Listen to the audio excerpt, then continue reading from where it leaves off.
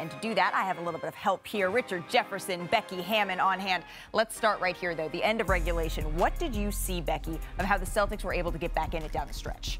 Well, just execution. I thought they made shots, but more importantly, they had the floor space, the right guys taking the right shots at the right time, and I thought Golden State had some looks. They just missed. And so it comes down to getting some stops. I thought there was a lack of urgency also on the part of the Golden State Warriors defense. And it's the tail of the tape, right? I'm curious sort of what you saw there.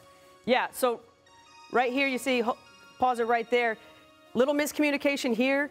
Andrew Wiggins, they were switching all night. I imagine he was supposed to send him to that screen. We call this a reject, okay? He gets rejected on the screen. Now he has a downhill approach.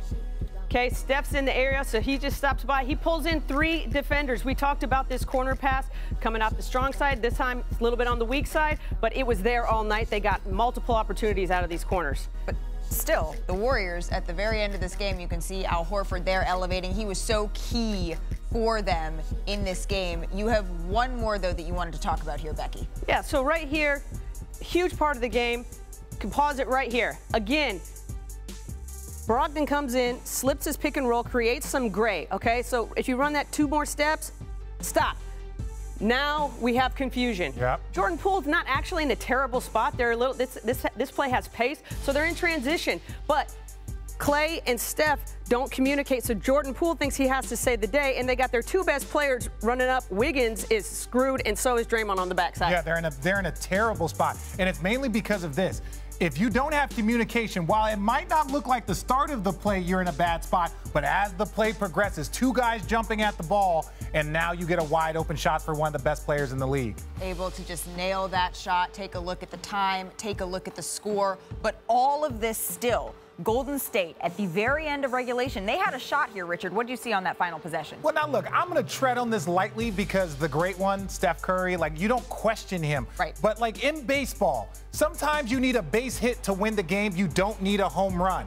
And, look, we've seen this. We saw it last game with Darius. Like, you can get a better shot than this. And, look, I'm not going to go to Game 7, and you saw, like, Steph could have done some different things. Even he has admitted that. But, look, you've got Al Horford there. Maybe create, get downhill. He's got one of the best float games. He's one of the best finishers. But this shot, for a game winner, that's not the shot that even I know Steph Curry, he can make shots that no other human being can make. That doesn't mean he should be forced to make shots that no other human being can make to win the game. So to overtime we go. The Celtics, they trailed by double digits. They never led in the second half, but despite that, Boston, they managed to force that overtime, and in the extra period, they came so close. They almost squandered an 8-point lead. But Chiney, there was one sequence that saved them. What'd you see on that? Yeah, Jason Tatum after the game was like, we literally almost gave this game away, and I'm going to show you these 2 possessions because they were kind of wild. The Warriors were in this all the way down to the final buzzer. So roll me my tape, producer Jaron, baby.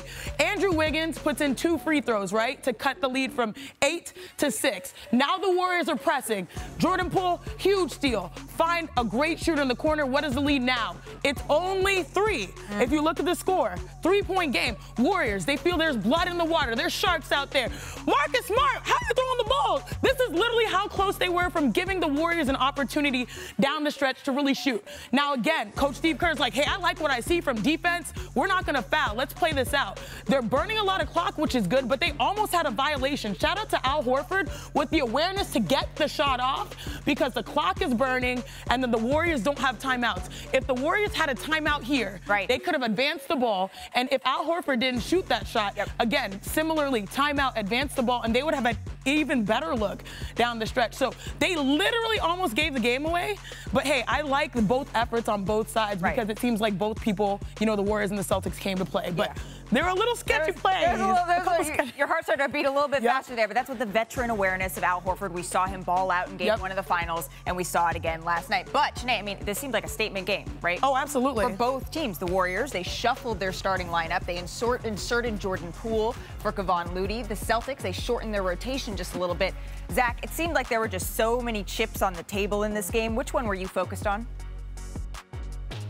the Warriors, this was a surprising move to me because starting really in last year's finals, Steve Kerr has gone away from that 3-guard lineup, the pool party lineup, because it was too small to play against teams like the Celtics, the big, bad Boston Celtics. There you see it right there, 10 minutes in the finals, the entire finals, 21 just last night. It feels to me like he's reaching for something to get this team to just put together a quarter of clean Warriors basketball on the road. They just haven't been able to do it.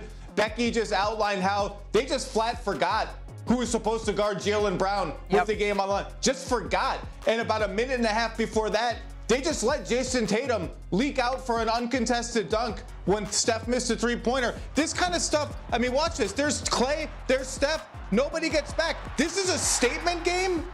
That statement game defense, every Warriors game on the road at least, is littered with moments like this that make you think, why is this team just not putting it together? What is not adding up? And the lineup change to me feels like Steve Kerr almost desperately reaching for something to ignite them, because that group is small, and that's a spot where Otto Porter fit in last year. Maybe Jonathan Kuminga fits in there instead of Poole this season. Really interesting last 35 games for Golden State coming up.